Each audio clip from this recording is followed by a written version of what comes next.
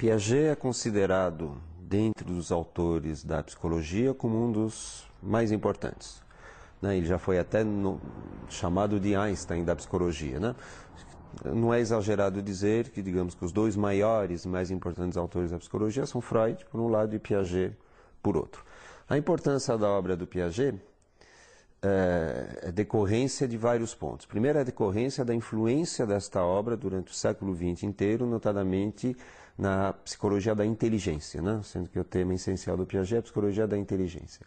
Por um lado. Por outro lado, a importância do Piaget vem também do volume da obra dele. São por volta de 70 livros, inúmeros artigos, inúmeros temas relacionados à inteligência que foram abordados por ele.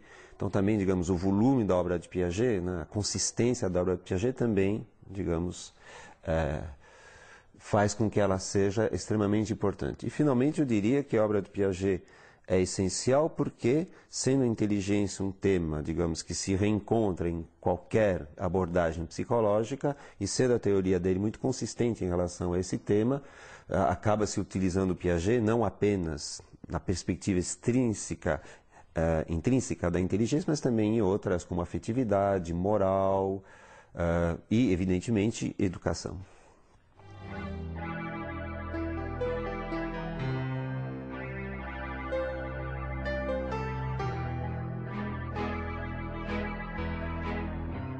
O que Piaget fez? Basicamente, a obra dele trata da questão do desenvolvimento da inteligência e da construção do conhecimento.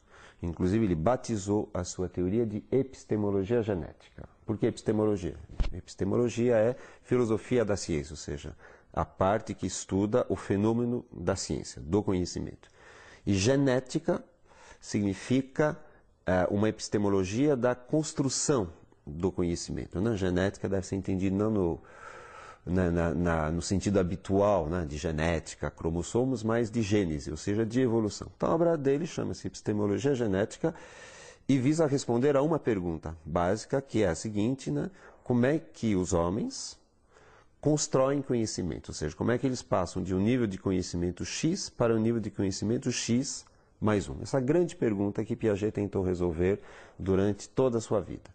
Como a criança é o ser que mais evidentemente constrói conhecimento, ele fez essencialmente pesquisa com crianças. Mas a sua pergunta não é de psicologia da criança, a sua pergunta é uma pergunta epistemológica, ou seja, como é que os homens, sozinhos ou em conjunto, constroem conhecimento, por que processos, por que etapas eles conseguem fazer isto. Então, por isso que a obra dele é essencialmente baseada na inteligência e na construção do conhecimento.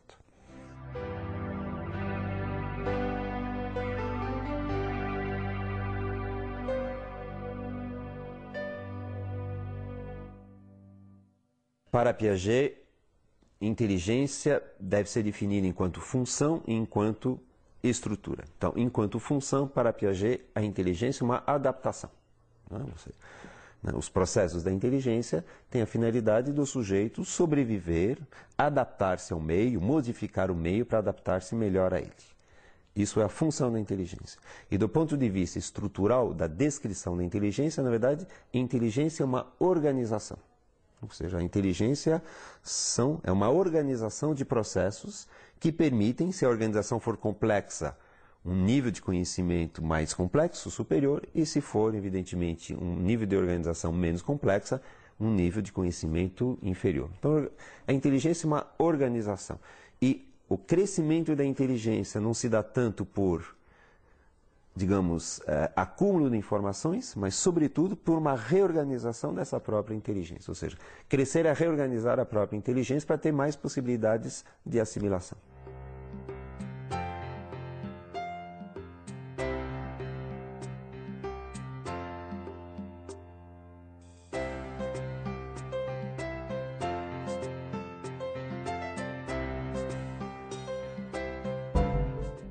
Bem, a obra piagetiana cunhou um número grande de conceitos.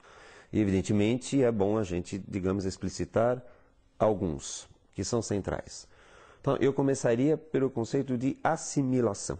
Né? Piaget retira o conceito de assimilação da biologia e, na sua psicologia, a assimilação significa o seguinte, ou seja, quando uma pessoa vai entrar em contato com o meio, com o objeto de conhecimento, ela retira desse objeto de conhecimento algumas informações e essas informações retidas são essas e não outras porque existe uma organização mental. Então, na verdade, assimilação significa interpretação, ou seja, ver o mundo não é simplesmente olhar o mundo, mas é interpretá-lo, assimilar, ou seja, tornar seu alguns elementos do mundo. Portanto, isso implica necessariamente em assimilar algumas informações e deixar outras de lado.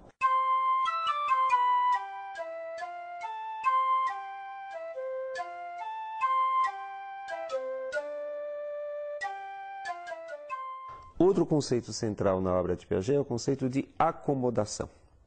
Acomodação significa o seguinte: as estruturas mentais, entenda-se por estrutura mental a organização que a pessoa tem para conhecer o mundo, é capaz de se modificar para dar conta das singularidades do objeto. Portanto, se juntarmos agora assimilação e acomodação, nós vamos ter que conhecer o objeto é assimilá-lo, mas como esse objeto oferece certas resistências ao conhecimento, a organização mental se modifica e a essa modificação dá-se o nome de acomodação. Por isso que o processo de inteligência, na verdade, é sempre um processo com assimilação, acomodação.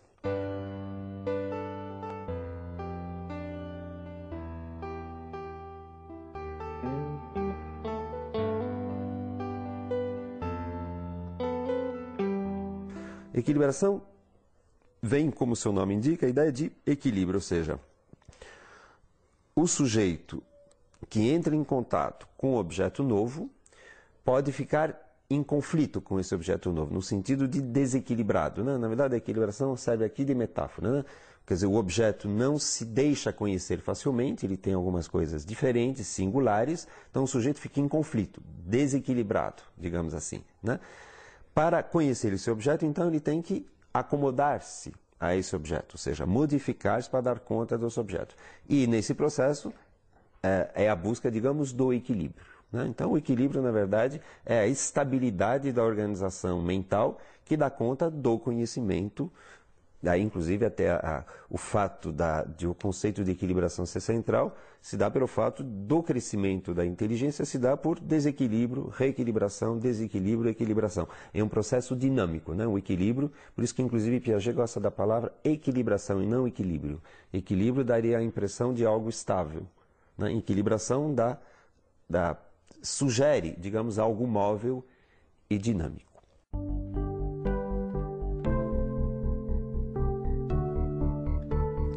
Mas dois conceitos eu acho, embora não tão conhecidos de Piaget, mas essenciais, são os conceitos de abstração empírica e abstração reflexiva. Isso é central em Piaget pela seguinte razão.